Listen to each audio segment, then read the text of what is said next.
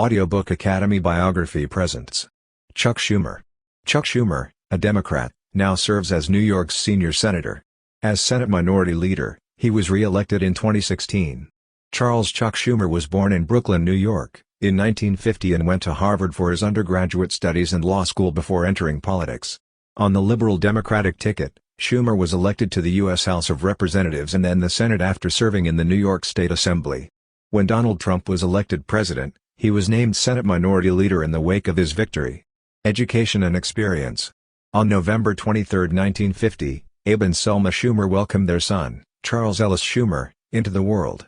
He grew up in a middle-class Jewish family with two younger brothers, Fran and Robert. As a child, Schumer worked for Stanley Kaplan's budding college test prep company. He graduated James Madison High School as valedictorian and went on to Harvard College after scoring a flawless 1,600 on his SATs.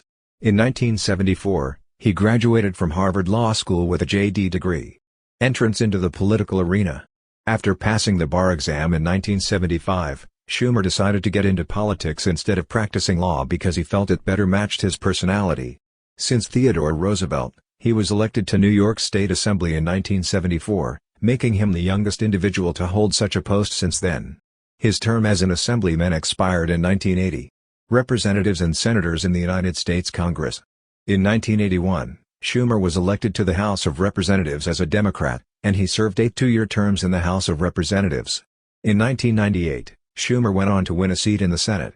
Schumer, who is known for his ability to raise large sums of money, has been re-elected to the Senate 4 times, in 2004, 2010, and 2016, defeating opponents such as Alphonse D'Amato and Wendy Long.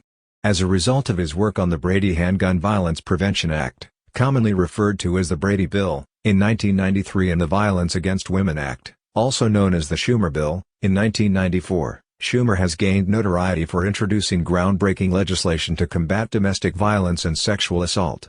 Although he is a Democrat, Schumer has not always followed the party line. As a senator, he stood up to President Obama when it came to the 2015 Iran nuclear agreement and led a veto override of a 9/11-related bill.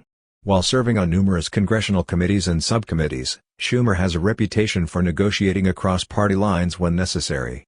With more Electoral College votes than Clinton's opponent, former New York Senator and Secretary of State Donald Trump, Senate Minority Leader and Republican presidential candidate in 2016, was an unexpected victory for Trump. The Senate and the House of Representatives were also retaken by the Republicans in November of last year. After Harry Reid, the retiring Nevada senator, was elected Senate Minority Leader, Schumer became the most powerful Democrat on Capitol Hill. When Trump was a Democrat, he donated money to Schumer's campaign, and the two New Yorkers were once on the same page. In his first press conference since becoming Senate Democratic Leader, Schumer said that while he was ready to work with Republicans on issues where they agreed, he would fight Trump when our values or the progress we've made is under attack. Senate Democratic Leader Chuck Schumer, after being voted in as the new Senate Democratic Leader. Without control of both houses of Congress, there was little that could be done to stop Republicans from dismantling Obamacare and advancing tax reform. Democratic demands for protection for illegal immigrant children who had been left unprotected by the expiration of DACA brought the two parties to a head over a funding package in January 2018.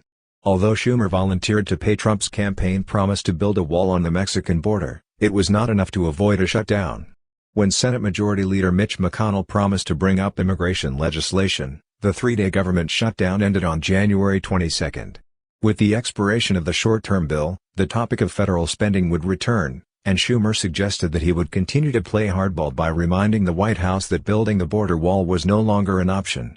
Senator Charles Schumer introduced the Marijuana Freedom and Opportunity Act, MFOA, into law on June 1 after first announcing his intentions to do so in April. In addition to delegating regulation to the states, the bill attempted to create a funding mechanism for female and minority-owned businesses in the marijuana market and fund research into the drug's effects.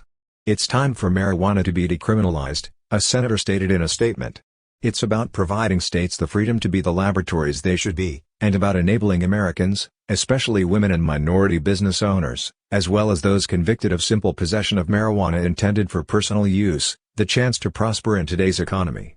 In my opinion, this legislation is just the right thing to do, and I am hoping that the balanced approach it takes will garner bipartisan support in Congress and across the country." President Trump's removal from office. Impeachment hearings in the House of Representatives in the fall of 2019 resulted to articles of impeachment for abuse of authority and obstruction of justice against President Trump over charges he withheld Ukraine-designated military funds for political purposes. Pelosi, on the other hand, had held back on sending articles to the Senate until after Schumer had taken the reins, pushing for further witnesses to be allowed before the Senate trial began. After Senate hearings began in January 2020, Schumer's amendment proposals and requests for witnesses were voted down by the majority, and he was unable to breach the Republican firewall.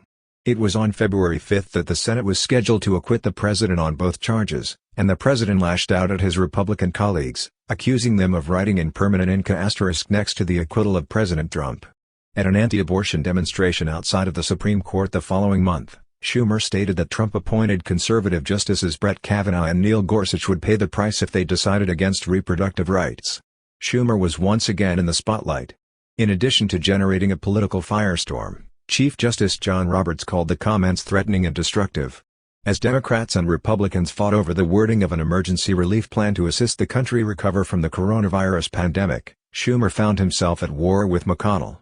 Before the two sides agreed on a $2 trillion plan on March 25, Schumer pressed for control of cash distribution and greater jobless benefits for workers since he believed the initial proposal was biased in favor of corporations.